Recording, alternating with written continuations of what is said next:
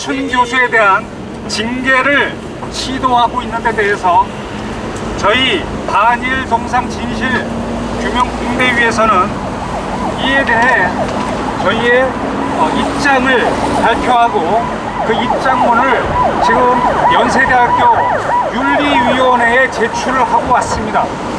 거기에 대한 우리의 입장은 다음과 같습니다. 직접 연구해 본 적이 없는데 학생이 한번 직접 연구해 보라고 얘기를 한 것이 어떻게 성희롱인가, 여기에 대해서 연세대학교는 학생들의 일방적인 의견에 추종해서 징계하려고 하는 움직임이 일고 있습니다. 따라서 우리는 연세대학교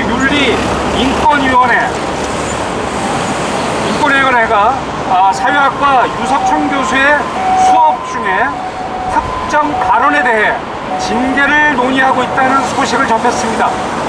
결론부터 얘기하자면 우리는 연세대 인권위원회에 일하는 움직임은 그 최종 입장을 떠나서 이미 그 자체로 지성의 정당이자 사학의 명문으로서의 자기 부정의 다름이 아니라고 봅니다. 앞서 유석춘 교수는 발전사회학 수업 시간에 위안부 문제, 정대협 문제 관련 내용이 큰 사회적 논란이 되었습니다. 하지만 논란과는 별개로 유 교수가 수업 중에 설파한 주장들이 학문적 차원에서는 일체 트집을 잡을 부분이 없자 유 교수의 입지를 굳이 손상시키고자 하는 연세대 바깥의 일부 세력과 일부 언론이 이른바 별건 수사 형식으로 비열하게 쟁점화한 것이 하나 있다. 바로 유 교수가 수업 중에 했다는 궁금하면 한번 해볼래요? 라는 발언입니다. 일부 세력과 일부 언론은 이 발언이 성희롱 발언이라고 집요하게 주장하고 있습니다. 이들의 주장이 과연 말이 되는 주장인가? 실제 수업 녹취록을 들여다봅시다. 학생들과의 질의응답 중에 유 교수는 매춘 위안부 생활은 사회 구조적인 문제로서 많은 경우 생활고에 의해 자의반 타의반으로 이루어지고 있다는 게 현실이며 현재뿐 아니라 과거에도 그랬다는 점을 설명했습니다. 그 후에 유 교수는 학생에게 이렇게 말했습니다. 내가 위안부를 직접 연구한 적은 없다. 이어서 지금도 매춘에 들어가는 과정이 딱 그렇다. 여기 와서 일하면 절대 몸 파는 게 아니다. 매너 좋은 사람한테, 매너 좋은 손님한테 술만 팔면 된다고 해서 하다 보면 그렇게 된다. 옛날에만 그런 게 아니다. 다시 말하면 매춘에 진입되는 과정을 이렇게 설명한 것입니다. 이 말을 한 다음에 바로 유 교수는 학생에게 궁금하면 한번 해볼래요? 라고 말했습니다.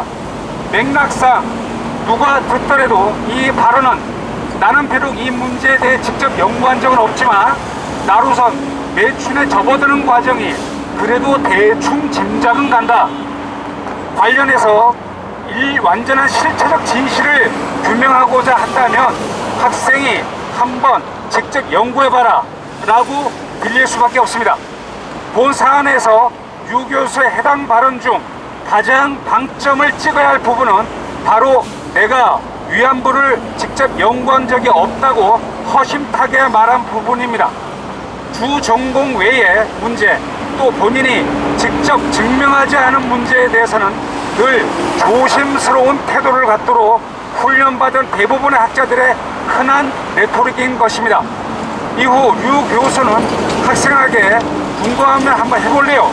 라는 발언하면서 혹시라도 무섭거나 아니면 화제를 성적인 문제로 돌린 것이 아니다.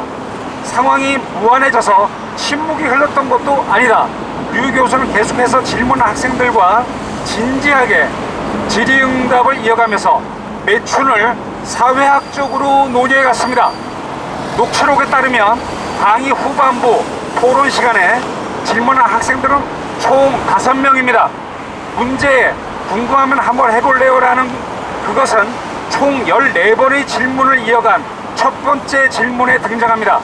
만약 이 발언이 성적 모욕감을 주는 성희롱 발언이라면 그 즉시 그 여학생은 다른 학생들로부터 무언가 그에 대한 불편함이 표출되었어야 합니다. 그러나 그러한 정황은 녹취록 어디에도 발견할 수 없습니다. 10번째 질문에 대한 교수의 답변이 끝나자 여학생 A는 성희롱에 대한 어떤 문제 제기도 없이 이어서 11번째부터 14번째까지 교수와 질문 답변을 이어갔습니다. 사실이 이러함에도 불구하고 연세대 바깥의 일부 세력과 일부 언론은 뻔히 녹취록을 들어보고도 유 교수가 학생에게 성희롱을 했다고 허위 음해를 퍼붓고 있고, 연세대 인권위는 외부 권력에 대해서 자교의 교원의 인권을 지켜주기는커녕 그런 허위 음해에 부화내동을 하고 있습니다. 진실이라는 기초적인 가치조차 무시하면서 그 우아한 인권을 거론해대는 상아탑의 위선을 보고 학생들은 과연 무엇을 배울 것입니까? 이런 사안에 대해 마치 조금도 책 잡힐 부분은 있다고 인정하는 것처럼 학문의 자유, 수업의 자유를 거론하는 것은 차라리 민망할 정도입니다. 만약 유석춘 교수와 같은 경우처럼 성희롱으로 간주하겠다면 앞으로 상아탑에서 성 문제에 대해서는 일체 연구, 논의가 불가능하게 됩니다. 극단적으로 성교육의 경우는 아예 성폭행으로 간주될 수 있을 것입니다. 외부 세력에 의해 앞으로도 연세대 교원들의 커리큘럼, 교재가 계속해서 같은 방식으로 검열되고 조작될 것임은 두말할 나위가 없습니다. 연세대 인권위원회 유석준 교수 징계 시도는 넌센스 그 자체입니다. 연세대 인권위는 자신들이 개교 이래 이 학교 교원의 인권과 관련해 과연 무슨 선례를 남기게 되는지, 또 무슨 기준을 만들게 되는지 분명하게 인식하고 이번 유석춘 교수의 수업 중 발언 문제를 다뤄주기 바랍니다. 2020년 1월 20일 반일동산 진실규명 공동대책위원회, 발언자는 공동대책위원회 공동대표 한국인권조사 최덕효였습니다. 이상입니다.